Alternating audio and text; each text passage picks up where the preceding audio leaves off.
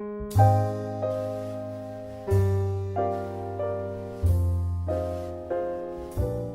everybody, I'm bad readers, I'm still in.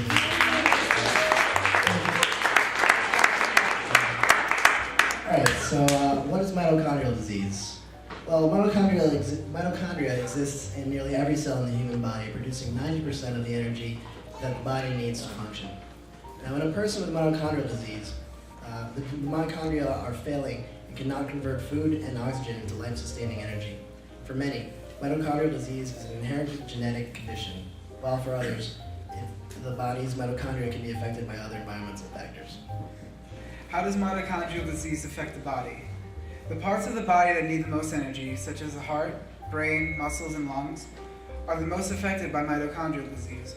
The affected individual may have strokes, seizures, gastrointestinal problems like reflux, severe vomiting, constipation, diarrhea, swallowing difficulties, failure to thrive, blindness, deafness, heart and kidney problems, muscle failure, heat, cold intolerance, diabetes, lactic acidosis, immune system problems, and liver disease.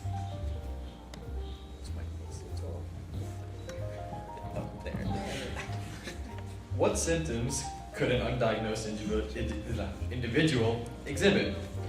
The child or adult may have seizures, severe vomiting, failure to thrive, poor muscle tone, delayed achievement of milestones, severe diarrhea, constipation, feeding problems, unable to fight typical childhood infections or repeated infections and fevers without a known origin. A red flag for mitochondrial disease is when a child or adult has more than 3 organ systems with problems, or a typical disease exhibits atypical qualities. What is the prognosis of these individuals?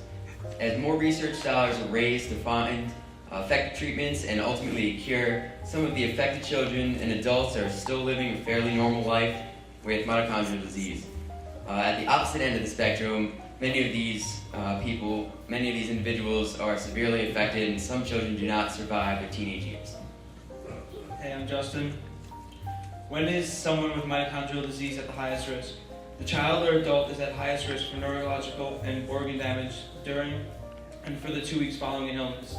Therefore, even a simple flu or cold virus can have devastating effects on the patient, even death. And any illness must be treated immediately with medical interventions like IV fluids and IV antibiotics. These individuals are affected. Every 30 minutes, a child is born who will develop a mitochondrial disease by age 10. Each year, 1,000 to 4,000 children in the United States are born with a mitochondrial disease. Our researchers believe that the number to be closer to 1 in every 2,000 children. The exact number of children and adults suffering from mitochondrial disease are hard to determine because so many people who suffer from mitochondrial disease are frequently misdiagnosed. New research indicates that 1 in 200 people carry a mutation that could develop into a mitochondrial disease at some point in their lives. Hi, I'm Hannah. Can adults have mitochondrial disease? Yes. Many adults are diagnosed with adult-onset mitochondrial disease. Some of these individuals have been ill their whole lives but went undiagnosed. Others have carried the genetic mutation that causes mitochondrial disease since birth but did not show any symptoms until a severe illness brought them on. Adult mitochondrial patients are affected in a similar manner to the children who are affected. Hey, I'm Adam. What is the United Mitochondrial Disease Foundation? The UMDF was created in 1996 by parents of affected children. The UMDF exists to promote research and education for the diagnosis, treatment and cure of mitochondrial disorders, and to provide support to the affected individuals and families. The national headquarters of the UMDF is in Pittsburgh, and there are 14 chapters and 22 mito groups across the United States. How does UMDF support research to find a cure? Since its beginning, the UMDF has funded more than $7 million in research towards a cure. The UMDF is one of the leading contributors of grants to mitochondrial disease researchers and is considered the premier foundation for mitochondrial disease by the world medical community. The UMDF's Scientific and Medical Advisory Board is composed of mitochondrial disease experts from around the world. These experts approve which research grants receive funding. Thank you all very much. Thank you.